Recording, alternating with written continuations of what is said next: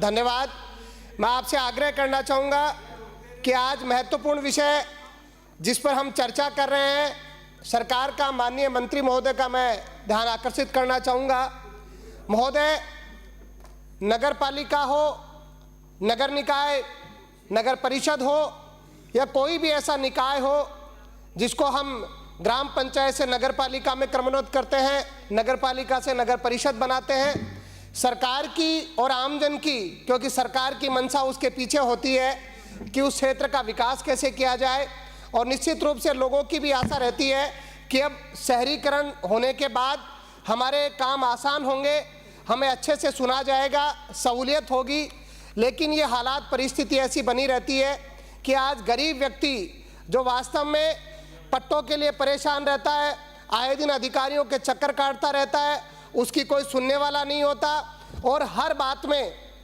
मेरे विधानसभा क्षेत्र में, भले ही मेरी शाहपुरा नगर पालिका हो, भले ही मनोहरपुर नगर पालिका हो, वहाँ की तो बात करना चाहता हूँ, लेकिन एक सब जगह की जो भारी समस्या है, आज आम आदमी जो सामान्य व्यक्ति है उसको सुनने वाला उन नगर पालिकाओं में कोई नहीं है। एक निश्चित रूप से मैं कहना चाहता हूँ कि जिस तरीके से पट्टों को लेकर के लोगों में एक जो चर्चा का विषय बना रहता है, गरीब आदमी को सुनने के लिए अधिकारी सही तरीके से उनको सुनते नहीं है और उसको परेशानी उठानी पड़ती है, और उसके बाद बड़ी घालमेल के बाद अगर उसको पट्टा जारी किया जाता है तो कोई ना कोई उसमें आर्थिक रूप से उस आदमी का शोषण किया जाता है। मैं ये बात इसलिए उठाना चाहता हूँ कि भ्रष्टाचार नगर निकायों में सबसे ज़्यादा है, और कोई किसी की भी सरकार हो, हमेशा नगर पालिकाएँ जो नगर निकाय जिनको काम करना चाहिए, उसमें अधिकारी जिस तरीके से, भले ही वो नीचे क्लर्क से लेकर अधिकारियों तक की ऐसी स्थिति है कि गरीब आदमी सबसे ज़्यादा परेशानी उठाता है।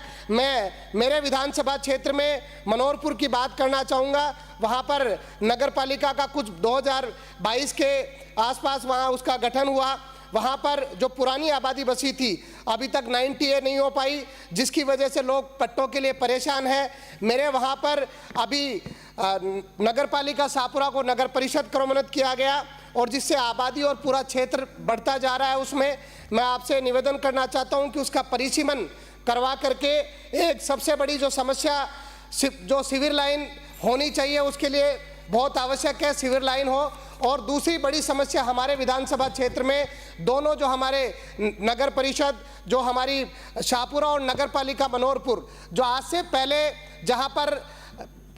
सफाई की व्यवस्था को लेकर का जो काम था, आज से 4-5 साल पहले हमारे मनोहरपुर में 2-3 लाख रुपए का, जब ग्राम पंचायत थी तब 2-3 लाख रुपए का महीने का खर्चा था। आज अगर पता किया जाए तो सफाई व्यवस्था को लेकर के करोड़ों रुपए खर्च हो रहे, 50 लाख रुपए का महीने का खर्चा हो रहा है। और शाहपुरा की भी ऐसी स्थिति है कि पिछले 5 वर्षों में 10-15 गुना ज़्यादा पैसा सफाई व्यवस्था पर खर्च किया जा रहा है। उसके बावजूद भी जो सफाई कर्मचारी आए दिन हड़ताल पर रहते हैं, क्योंकि बड़ी घालमेल के बाद पूरे कर्मचारी और जिस तरीके से जो नगर पालिका का स्टाफ है, वो आम आदमी, जो गरीब आदमी जो सफाई व्यवस्था में लगा रहता है, उसको सही पैसा नहीं मिलता, उसका इंसेंटिव नहीं मिलता, वो बार बार हड़ताल पर जाता है। और सफाई व्यवस्था के नाम पर जो घोटाले मेरे मनोहरपुर और शाहपुरा नगर पालिका में हो रहे हैं, उसकी जांच होनी चाहिए, बहुत आवश्यक है। क्योंकि सफाई व्यवस्था के नाम पर बहुत बड़ा घालमेल हमारे नगर पालिकाओं में हो रहा है, और जो सफाई कर्मचारियों की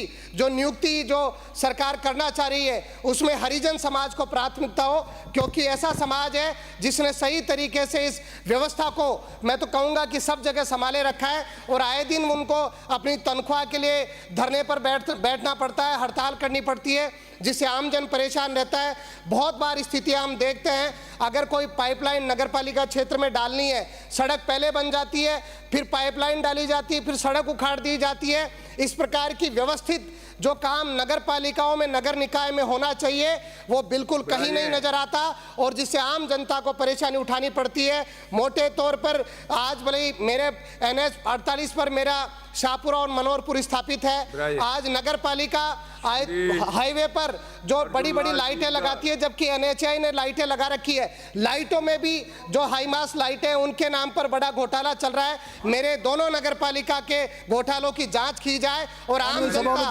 प्रताड़ित और परेशान रहती है, उनको न्याय दिलाई जाए। बहुत